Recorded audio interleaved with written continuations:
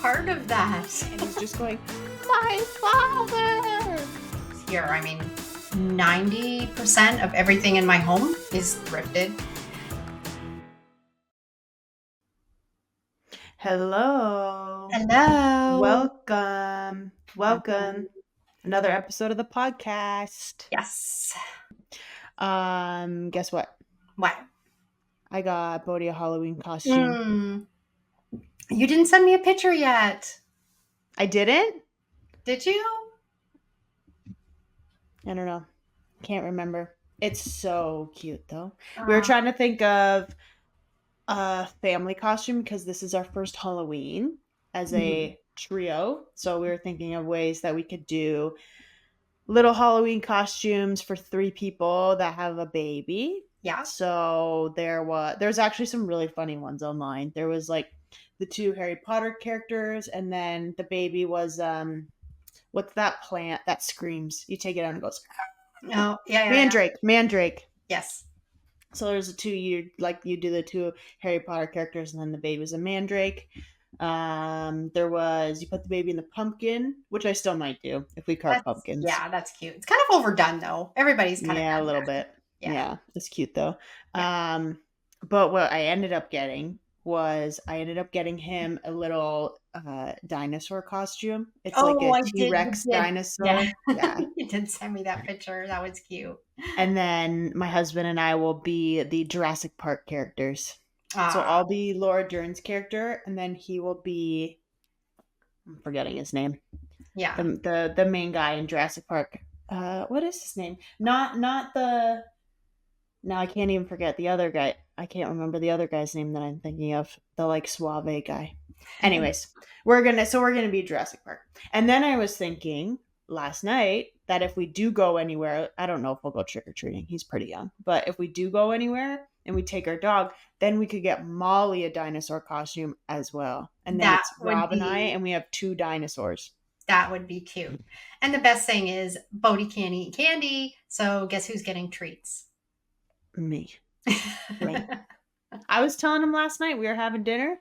He was sitting in his high chair, and I was like, you, last Halloween, you weren't even here yet. You were in my belly, and you ate so much Halloween candy when you were in my belly. Yeah. So much. That was the tail end of pregnancy. That was the like. No, I had like 2 more months to go. Yeah. But I was getting uncomfortable, and I remember we just sat and watched Halloween, like classic Halloween movies, and ate so much Halloween candy, like Friday the 13th and Scream, and which Rob and I love to watch stuff like that. You don't. Did you go and see the new Beetlejuice? No, because I live in a town that has one movie theater that only plays a movie at 7:00 at night. I know we don't have a theater either, but I want to see it. I know. I love. It's fine. I love the original Beetlejuice, and Rob hates it. I think, when you watch movies as a kid and they creep you out. Yeah. Like I have that with Wizard of Oz a little bit. Yeah. And Wizard of Oz and Charlie and the Chocolate Factory like really freak me out. He has that with Beetlejuice, so he doesn't like to watch it. So I always have to watch it by myself. I always try to watch it at least once. Probably next week I'll watch it. Yeah. We watched we watch a lot of movies, and we watch like classic movies, and you don't watch a lot of scary movies, so no, you don't understand. Because I want to sleep. Because I want to sleep at night, so I'm very Disney oriented. Yeah, but it's getting worse for me. I think maybe becoming a mom and things just like hit a little harder. But we were watching this like classic 1980s Halloween movie called The Changeling. It might be 70s. I don't know if it's 70s or 80s. Yeah. It is. Usually old ones are not bad because it's like, outdated effects, and it's not super scary. So I thought we were going to be fine. Yeah. This movie was so scary. It was like a haunted house, like old haunted house kind of style. I don't know. I'm going to spoil it. It came out in the 70s. I don't really care. But it was about this little boy who had died in this house. It's kind of sad. Who had died in this house because his father had killed him. Oh. And so then I'm already clicking off. I know, I'm sorry. But I just to get to the end of the story. So then this guy moves into this house because he's a professor and he needs a place to rent. The Heritage Association rents him this house. This house is haunted, but he does not care. He's like, I don't care that there's a ghost in this house. I'm gonna figure out what happened to this kid. So he figures it out. But there's a part in the movie where the little boy ghost finally communicates, and they're recording it, and he's just going, "My father, my." No, no. I want no part of that. It's so scary. So Rob and I went to bed that night being like, "Oh my god, oh my god!" And the little boy was in a wheelchair, and then the wheelchair was like following him around the house, just No. going, "My father." No, no, thank you. No. No, so now Rob and I just like randomly will be walking around the house going, "My father, help me."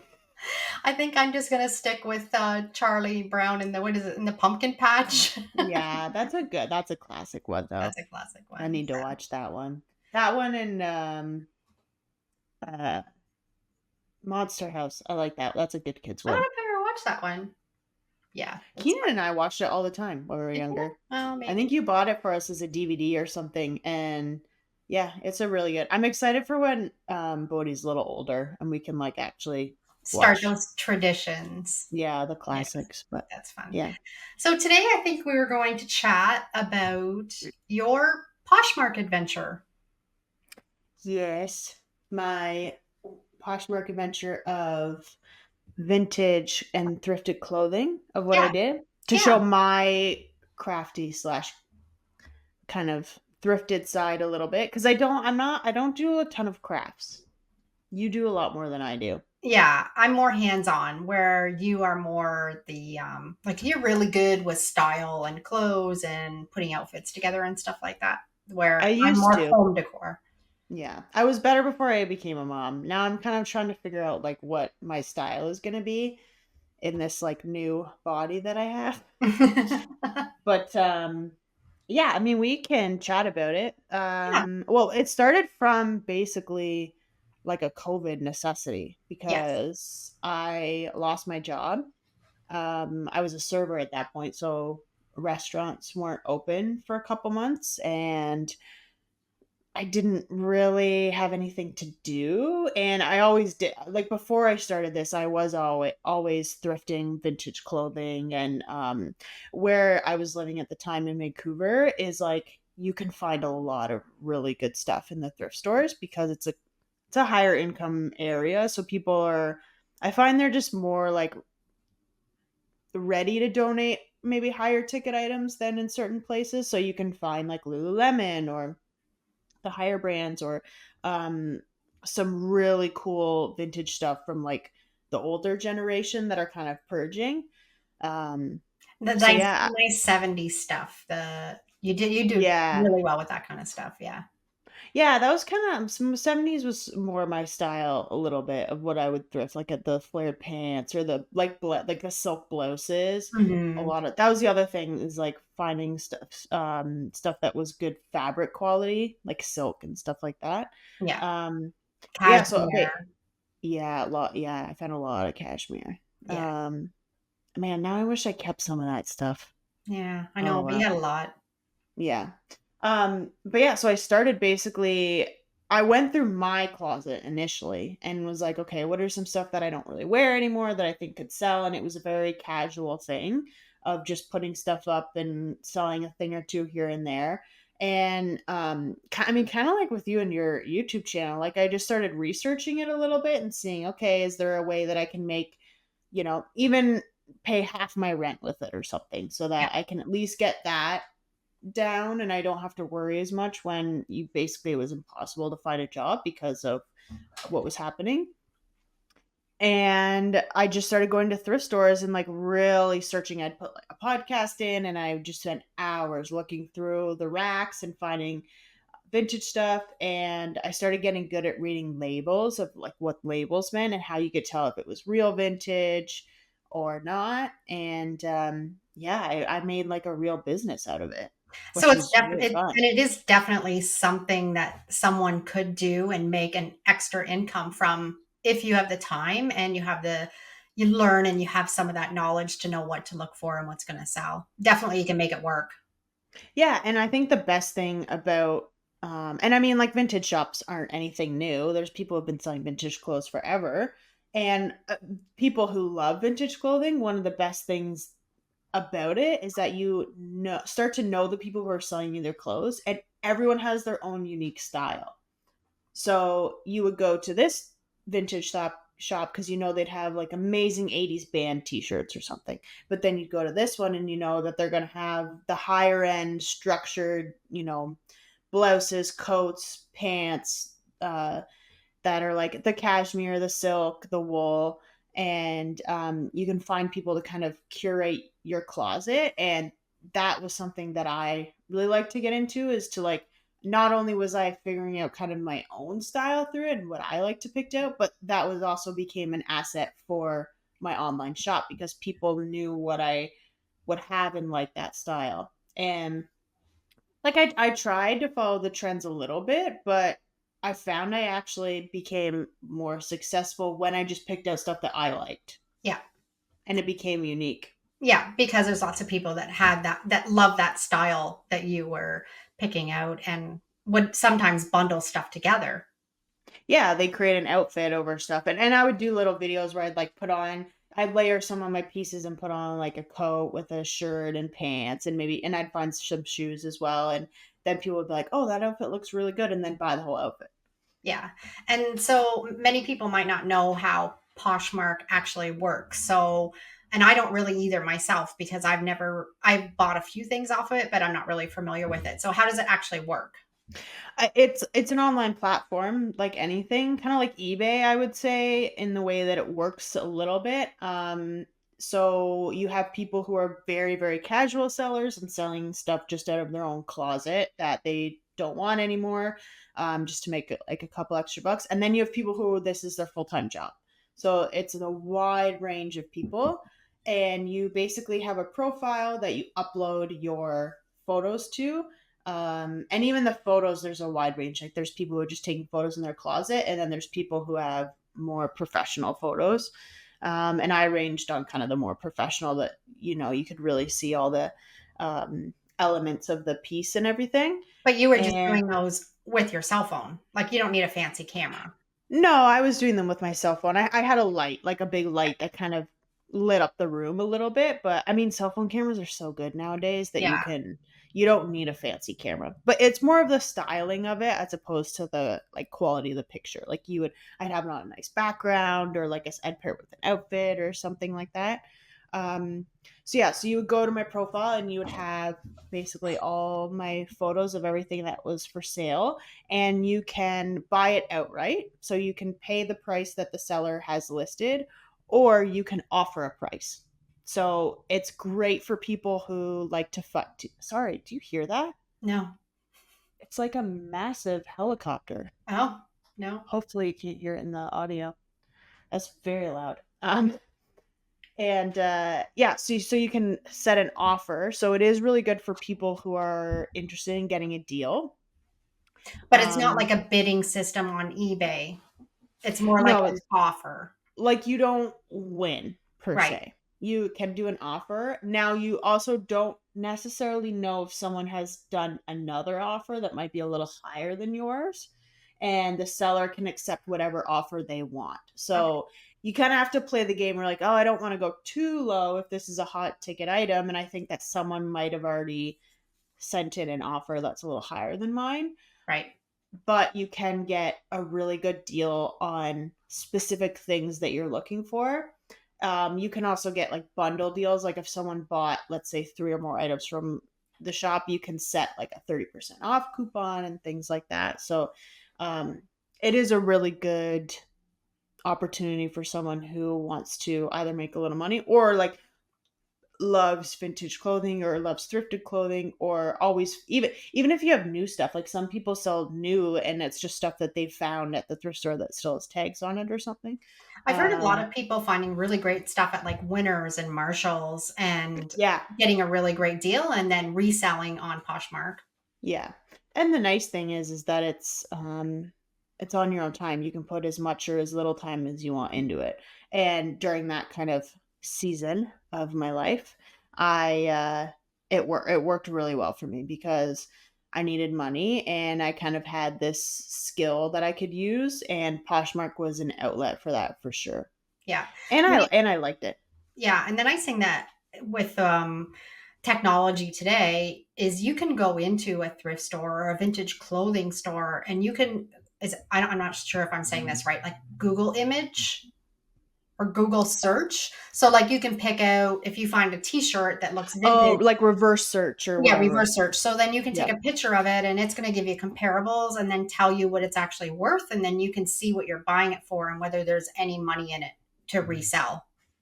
Yeah, and you build up that skill as you go. I When I first started, I didn't really know how much things would sell for or what things were worth. And as I started doing it more, you start to kind of know where an item, what a price point should be. It also depends on the quality of the clothing as well. Like some people are very happy to buy a really good quality vintage piece that might have a few defects that obviously as a seller you make aware.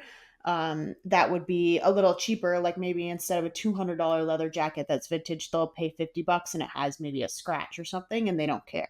Right. So it's yeah, you kind of figure that out. And you can also I would always actually just go on the Poshmark website, and if I found an item, I could search that item on the site or the app, I guess, on the app and look at what other people are selling it for, and you can check to see which ones have sold. So then you can see Oh, what they've sold for. yeah. So it gives you a completed list so you can go and you can see whether it's worthwhile. Again, yeah. Exactly, and you can look like, "Oh, I would have thought that maybe these pair of pants would have went for 75 to $100, but they're only selling for 30 to 40." Right. And if you're buying them for 20 bucks at the thrift store, then there's not a lot of profit margin there to work with the shipping and all of that. So, Exactly, so you're doing and I don't know how in Canada, shipping is very expensive, so you do have to really factor that in. Now, in Poshmark, people pay for the shipping, right. so you're not on the hook to pay for it as the seller, but you have to factor it in because they are paying, I think at the time when I was doing it, it was like almost $14 on top of the clothing price. So you have to make sure that you're pricing it at a point where if they're paying $14 on top of it, it's still worth it for them. Right. And I remember you were also going on Marketplace and finding bags of Oh yeah. like garbage bags full of clothes that people were selling and then sorting through and then selling from that. Did that Yeah. always work out good for you? It was half and half. Like you Yeah. would get you you kind of had to like really root through the listings and see what was going to be worth it, cuz sometimes when people do that, it's just they're just trying to get rid of their clothes. Yeah. And then they're not that great. But then sometimes people you find some gems in there and like two items are worth what you've paid for the whole bag. Right. So you do have to get creative about where you're finding your clothes, and because at the end of the day, like you want to get the most for the least amount possible, because then your profit margin's bigger. So yeah, I mean, I was going through marketplace. I had my thrift stores that I knew sold things for a lower amount than maybe some of the brand name thrift stores. And I also always made sure that like when I didn't use clothes, like I was then donating back to the thrift shops, so Yeah. that they were getting, kind of good quality items back that then they could sell, especially for the ones that are like real true charity thrift shops. I'm going and I'm paying for a bunch of stuff and that helps them, but then I'm also giving them stuff back that they can then resell, and it's kind of a nice little ecosystem that you get set up. So it's a win-win for both. So is it something that if someone was trying to get a little bit of a second income going, is it something that works? Yeah, I mean, if that's something that you're interested in and you like clothes and you like having a style and you like sorting through, 100%. And you also don't need to have it just on Poshmark. Like that's what I use, but I also branched out when I got a little bigger, and I was putting stuff on Marketplace. I was putting some things on eBay. I did markets as well. Like I went to local markets. So yeah, definitely. I mean, it's something that I don't think is ever going to go away. People are always going to want to buy clothes, and the sustainability aspect of secondhand clothing is huge right now. Like more than ever, I think people are searching out secondhand clothing and looking for stuff that isn't kind of participating in that fast fashion, which I don't really like to do as a general rule. Like I try to thrift most of my clothes. So there's a huge, huge, huge market for it. And if people can participate in the secondhand market and not have to sort through because you have a curated shop, that is a big, big selling point. Yeah, exactly. And I know in the States, I don't think we have any in Canada, but I know in the States they have Goodwill bins. And you Mm-hmm. see people, I've seen YouTube videos where they go in and they sort through the Goodwill bins and they're filling up carts. And I think they do it by weight. So you pay per Right. pound for what you find. And then a lot of people will take that home and then resell Marketplace, Poshmark, thrifted, from there. So that's another possibility. Yeah, we don't have those here. No, there might be some in the bigger cities. Is there not one in Vancouver? Not that I could find. I would have to go into Washington, I think, because I was gonna try to do that, but then it was still at the time limited because of the border issues. Yeah. And then by the time that I would have went down, I mean, I was doing your YouTube stuff, so I Yeah. wasn't really doing it as much, but I know when we went down to South Carolina, I had gone into a bins there. Again, I mean, we're on vacation and I couldn't bring back a whole lot of stuff, but there was some really good deals. If you had the time and the patience to kind of root through and find really good stuff, it was there. So yeah, if you're in the States and you have one nearby, definitely probably worth going and sourcing. yeah, and for anything, I mean, I buy like kitchen stuff, Yeah. especially like so many people get rid of really good kitchen items, and it's what I notice mainly is because a lot of people will get stuff for gifts, and if you don't cook a lot, then you might not know how to use like a stainless steel pan or a cast iron because they're a little finicky. And you can get stuff like that so cheap at a thrift store. Like it's the overconsumption is wild, and like there's so many things that you just do not have to buy new because they are out there. And one trip to the thrift store, you could get a crazy deal on anything you want, basically. 100%. And I mean, from growing up in my house here, I mean, 90% of everything in my home is thrifted Yeah, and good quality, and you can definitely do it. And you can also thrift and start a business and make money. exactly. The opportunities are endless. And I do think that it is like if I wasn't doing the YouTube stuff with you and I wasn't working on that, like I 100% probably would have carried that business and made it maybe a storefront or went to more markets because A, I really enjoyed it, and B, like there's so much opportunity right now for that because it's people are looking for it. Yep, yep. And I think your generation is much better than mine too for that kind of for clothing and doing Yeah. that and sourcing that vintage clothing. Well, it became cool. Like I remember when I was in high school, it wasn't cool. Like No. thrifting was not something that you said you did. And now, which is like now that like people in high school, it's great. Like that's like, where'd you get that? Oh, I thrifted it. And everyone's like, no way. Like Yeah. it's changed so much, which I think is amazing because it's just there's so many clothes are being made and dumped in the landfill, and you just I don't know. You don't like there, and there are things like it's nice sometimes to get a new sweater or something, and you don't want to demonize that to an extent because it's never going to go away, No. but there's a lot of opportunity to buy used clothing that kind of is unique to you and your style and really really helps the environment in that way. And I always find for myself when I need something, I need a white turtleneck. I just need a standard white turtleneck. I always Can I find it at the thrift store first? I always go to the thrift stores. If I can't find it there, last resort, then I'll start to look for something new. But I've always been that way. I've always been thrift store first, and it might not be that first or second time. Like I'm not just that day, I'm going to look around before I purchase. And it would be nice if more people shopped like that. Yeah, and I think it is changing, and it's that the idea of that conscious shopping. Like you take a second before you buy and you say, okay, do I really need this? Okay, if I need this, can I get it used? Search that out. If you can't get it used, what is the next best way to purchase this? And is this something that I'm going to be using for a while? So, like the white turtleneck, like if you didn't find it at the thrift store, but it's a piece of clothing that you know you're going to be wearing for years and years, like of course you're going to buy that new, and that's totally fine. But Yeah. yeah, I think it's just a really good way also to just like build out your personal style. Like I'm like a huge fan in seeing kind of unique clothing on people and something that isn't just what everyone else is wearing. And also back to the white turtleneck, Poshmark. Head to Poshmark. You're going to find it there 100%. You're going to find a white Yeah, turtleneck and pick it up there.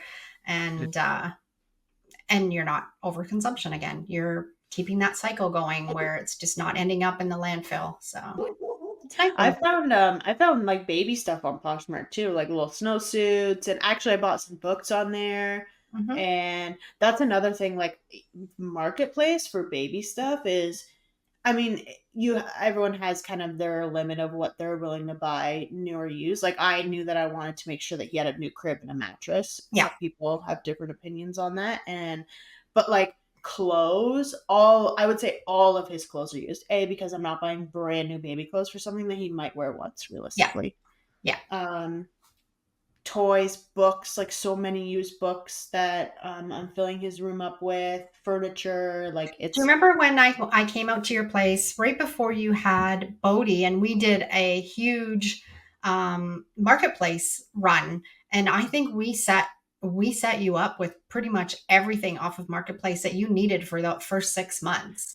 Now, the yeah. only thing that we had to be careful with, and we did a lot of research when we were doing it, was when we found something, we made sure that there wasn't any Oh, recalls. recalls on it, Yeah, yeah. and nothing that we found was an issue with that. But I mean, we got bouncy chairs, we got the beds, the cushion beds, and clothes, and your nursing pillow. I remember we pretty much got everything for you. Yeah, like everything that was just kind of that like necessity stuff, but it's so Yeah, expensive. Like yeah, I realized since becoming a mom, like stuff that you would think shouldn't just be, pretty valuable, but it's not that expensive. Like a nursing pillow, I remember like it was like $65. It's yeah. like there is no way I'm paying $65 for a nursing pillow, which by the way, I didn't even really use that much. No, no. And So, I think that nursing pillow cushion, they actually we bought something else from a girl and she threw it in with the purchase, oh didn't yeah, she? So that's I don't right. think we ended up paying anything for that No. nursing pillow. No.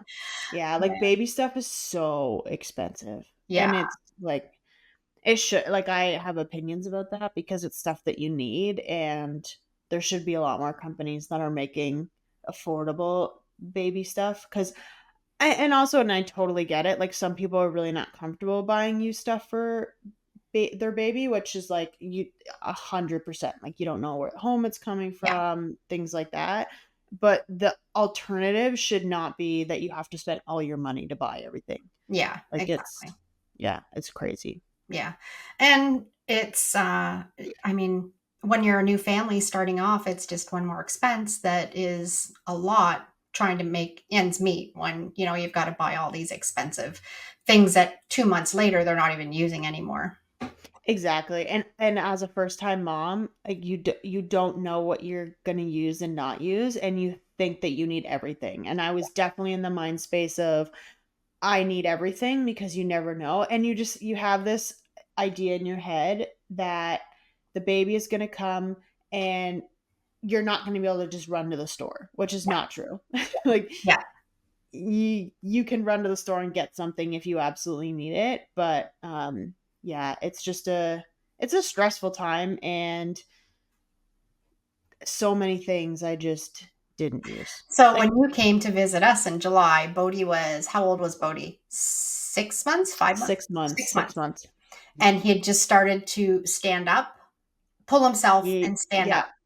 Almost, not Almost. yet. He spent 2 weeks standing up on a Pampers diaper box and playing with it.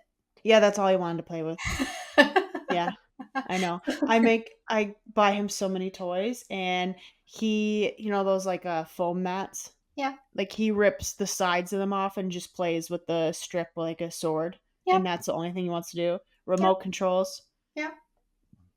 Sorry, I just burped. Nice. Sorry. Yeah, the remote, like anything that is not a toy is what he wants to play with, Yeah. basically. Yeah. But I still buy the toys because you just feel like I'm still in that new. I'm sure when I have my second one, I'll be like, why did I buy all of this stuff? I But know. you just feel like you have to. You feel like if I don't buy him this object permanence toy, he's never gonna understand what that means. And it's like, no, he understood what it mean when I hid my phone, and he still knew where my phone was. I know. So Yeah, exactly. there's so many things, but I Yeah. mean, it's being a mom, a new mom. Yeah. Well, that was a good chat about Poshmark, making some extra money if you need to, how you source things, and yeah, another good Mm-hmm. episode. Mm-hmm. And again, we have a graphics club. Yep. That is $6.99 a month. It has all of Mom's graphics. There's hundreds of graphics available on her graphics library that you get instant access to when you sign up. There's lots of really amazing Christmas graphics on there if that's something that you're looking to make some home decor out of. So it's a really good deal. You will have access to that along with a private Facebook page. And I love the private Facebook page because it's only people who are in the Patreon who are in the Facebook group, and people post their creations and we can see what people have made with your graphics. Which I just find really cool because it's kind of, I'm not on the outside, but like I'm not the one making the graphics and stuff. So when I see people do that, you're kind of reminded that, oh, this is real. Like people are actually watching, people are actually listening. And it's cool to have that kind of more personal interaction on Yeah. that Facebook And page. the nice thing about the graphics too is a lot of times I'm using them in my videos also. So you can watch how I'm using the graphics, and then you can pick them up if you want to become a Patreon member through the graphic club, or you can just grab them out of my Etsy store too. Most Yeah, of the graphics are listed there too. But for yeah, sure. Yeah. good. Well, nice Okay. chatting. All right. We'll see you Bye soon. for now. Love you. Love you too. Bye. Bye.